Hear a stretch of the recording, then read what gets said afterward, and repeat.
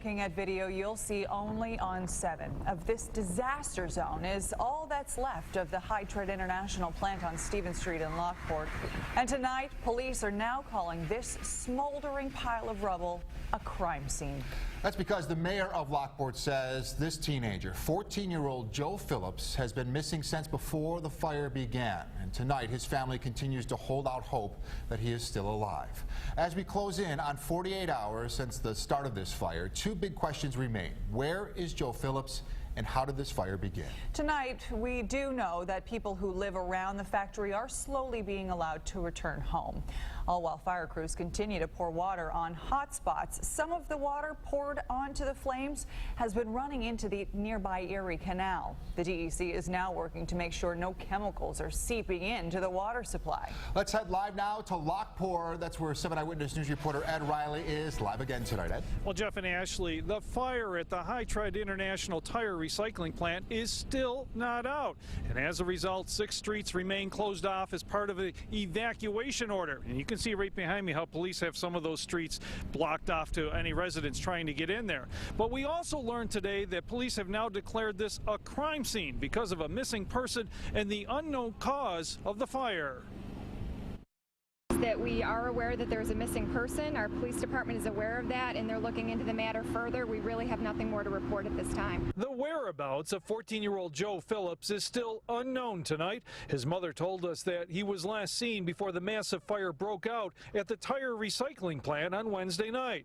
But she fears the teen may have been trapped inside the blaze. Law enforcement sources say if he was, finding remains will be very difficult due to the intense heat and the amount of burned shredded tire debris that remains.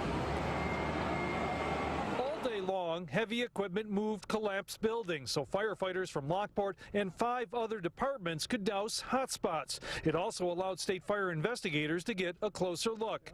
At the peak of the fire, crews were putting over 5,000 gallons every minute on this fire, but that created concerns about contaminated runoff.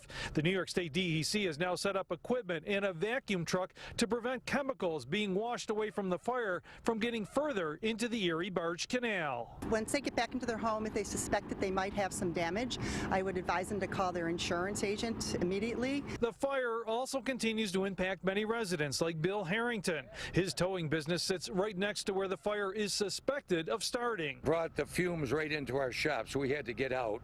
We came back here again today for a couple of minutes, and then it shifted again. So it's going back and forth, so there's no point really staying there, sucking in them fumes. They're really bad. Bill allowed us onto his property today to see the damage and said he is not surprised to hear that kids may have been involved. In the past, kids used to break in certain aspects of this. This is where the offices used to be. They used to run up and down and screw around up in here, and it was crazy. So this has really been a problem for years. 3 of the closed streets were reopened this morning, and during an afternoon press conference, officials said they are hoping to reopen some of the other streets later this evening. But Stephen Street, and Stephen Street is the street right behind me that has the Niagara County Sheriff's car on it, that one will remain shut down while this crime scene is handled by police and fire investigators. And also a housekeeping note for everyone who lives in this area, your garbage pickup has been rescheduled for Monday. Live in Lockport, Ed Riley, 7 Eyewitness News. Thank you, Ed.